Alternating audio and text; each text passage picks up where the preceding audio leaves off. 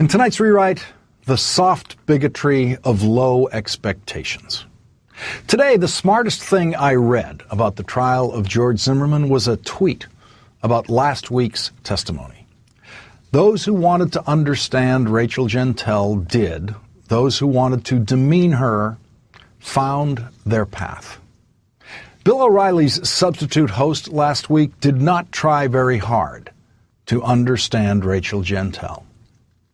We have to excuse her poor manners, her disrespectful language, and cocky ignorance because she's black? Left-wing elites fall all over themselves to avoid criticizing behavior among black youth that they would never tolerate from most upper-crust white kids, like the use of the N-word or the F-word or the C-word. Oh, when that happens, just chill out. This is an example of what Daniel Patrick Moynihan called the soft bigotry of low expectations.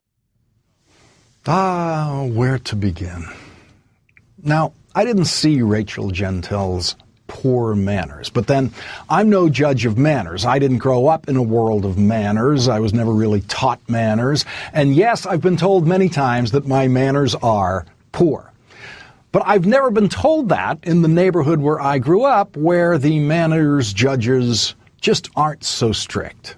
But really, is the O'Reilly factor an appropriate forum to be giving lectures on manners? Hold it, because now I'm getting teed off of you. Give me one damn program he said he cut. He has cut entitlements. He has cut not entitlements. One program. What do you want to yell at? Because you're lying. I'm not lying. You are lying. Don't call me a liar. Don't you sit there and call me a liar. No, you're lying. I'm not lying. Hey, here's the proof. You don't like the president. You don't like what he's doing. But don't sit there and call me a liar. I am. Yes, the manners of the O'Reilly factor. Laura Ingraham says left-wing elites have lower expectations for black kids than they do for upper-crust white kids. That's her phrase, upper-crust white kids. What is an upper-crust white kid? Who is she talking about? And who is she talking to? She says upper-crust white kids don't use the F word. I have never known a white kid of any crust who doesn't use the F word. I've heard white Harvard professors use the F word, but I guess they aren't upper-crust white Harvard professors. I have heard the king of Fox News himself use the F word.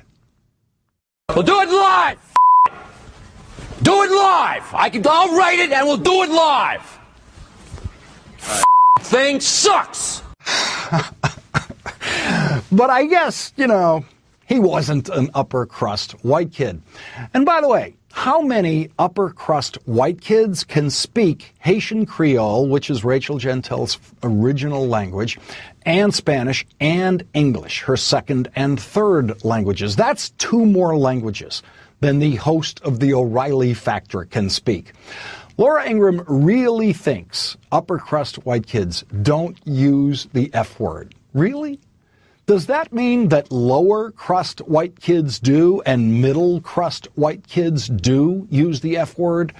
And do they use such horrible language because we have low expectations for non-upper crust white kids? Are lower crust white kids also the victims of the soft bigotry of low expectations? This is an example of what Daniel Patrick Moynihan called the soft bigotry of low expectations. Except he didn't. Daniel Patrick Moynihan never, ever said those words. Laura Ingraham wishes he did because Senator Moynihan had a very liberal voting record in the Senate, and right-wingers love to bolster their arguments by quoting liberals whenever possible, just like I like to quote Ronald Reagan on progressive income taxation and banning assault weapons. The soft bigotry of low expectations is, as most of you know, a very famous phrase from a very famous politician, way, way more famous than Senator Moynihan. And that politician repeatedly used the phrase in both of his successful campaigns for president. I will confront another form of bias. the soft bigotry of low expectations. This principle is challenging the soft bigotry of low expectations. How could the O'Reilly factor get that so wrong? How could Laura Ingraham attribute that very famous line to anyone but George W. Bush or Michael Gerson, the speechwriter who has publicly claimed credit for putting those words in President Bush's mouth? One way to get it so wrong is to use a couple of right-wing websites as your source for that quote because they obliviously attribute it, for some weird reason, to Senator Moynihan. Michael Gerson tells the story of how he got Bush to use that phrase in Gerson's book about putting words in Bush's teleprompter. This is not a hard fact to find or even hard to remember Bush saying it, as I have always easily remembered.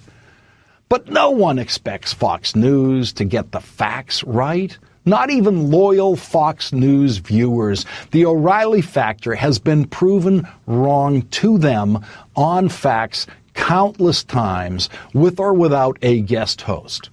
Being wildly wrong on facts is not a problem for the factor because when it comes to getting the facts right, the factor audience has learned to have very low expectations.